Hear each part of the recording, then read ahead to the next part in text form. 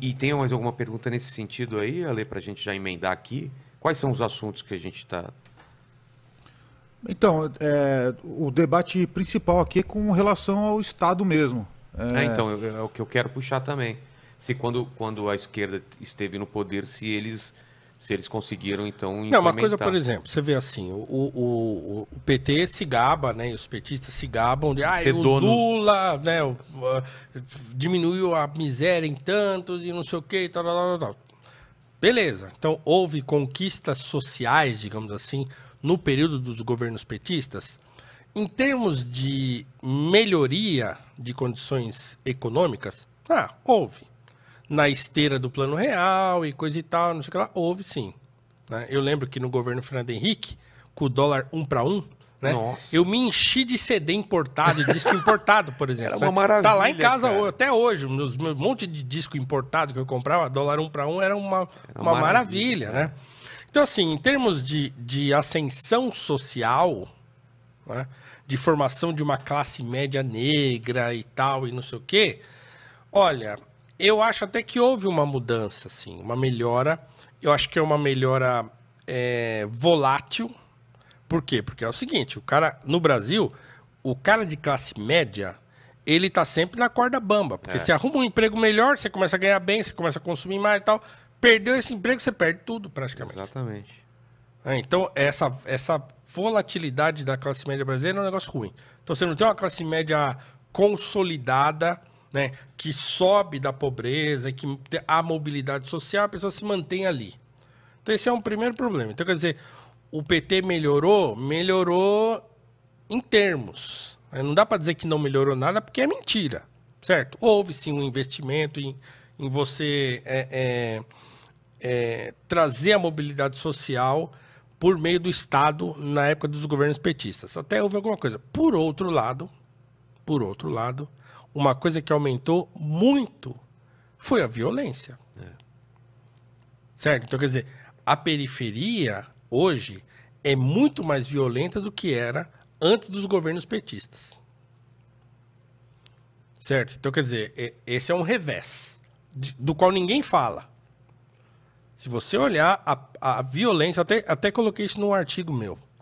Num artigo meu em que eu falo do rap e tal, né, e falo do Mano Brown, porque o Mano Brown gosta do Lula e tal, não sei o que lá, e fala, Mano Brown, tudo bem, ele gosta porque lá no Capão ele viu, né, o pessoal lá melhorar de vida durante o governo Lula e tal. Por outro lado, hoje, o cara que mora na favela, o cara sai para trabalhar às 5 horas da manhã, vai lá pro ponto de ônibus e ele é assaltado.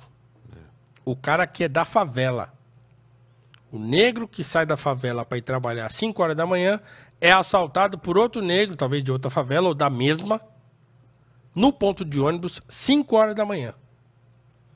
Isso não tinha antigamente. Certo, Pedro? Não tinha isso. Agora tem. Eu me lembro, a gente até tem uma coisa que eu com os meus irmãos, a gente sempre falava, né? Assim, não, negrão os caras não roubam. Porque os caras vêem negrão e falam, pô, o cara já tá. O cara tá na mesma situação que eu, né? Então era difícil o negro assaltado, porque partia-se do princípio que o cara já era um cara que tinha uma vida complicada, difícil, tal. Geralmente, né?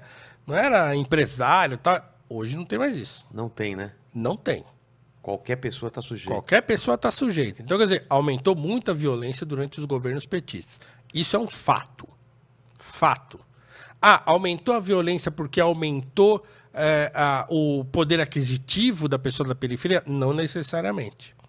Eu acho que aumentou a violência porque entrou uma cultura dentro da periferia de desvalorização dos pilares fundamentais que faziam com que as pessoas mantivessem uma certa ordem. Um deles, por exemplo, é a ideia de você... Você aceita a ideia de que eu não tenho, eu vou tirar de quem tem, porque é assim. Não, e outra coisa, assim, a questão da família, né? A questão da família. Então, a periferia se mantém, ou se mantinha, ou se manteve durante muito tempo, porque a família era um esteio. Certo? Você morava na periferia, morava na favela, não sei o quê, mas sua mãe e seu pai estavam lá. Se seu pai não estava, a sua mãe era sua mãe e era seu pai. Tomava no peito. Pá, vem aqui. E segurava as pontas. Hoje não. Hoje isso é muito mais difícil. Hoje tem mãe muito mais jovem, né? Tem mãe muito mais jovem que o filho nasce de gravidez indesejada, sem querer, não sei o que e tal. Então tem muito mais, né? Essa situação. Então tem muito mais criança e adolescente fruto de lares desfeitos ou nem feitos, né? Filho de uma mãe solteira que não tem a mesma, digamos assim, responsabilidade que tinha a mãe das gerações anteriores. Eu tenho uma tia, por exemplo, minha tia Hilda, um beijo, tia, que criou a Keila, minha prima, sozinha. Quase que absolutamente sozinha. E a Keila hoje é uma grande mulher. Né? Então, mas por quê? Porque minha tia falou, vem aqui. E tomou a peito, vou criar. É minha, vou criar.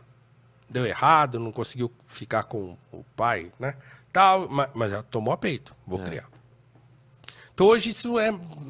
E acho que muito disso é uma coisa cultural que foi implantada dentro da periferia.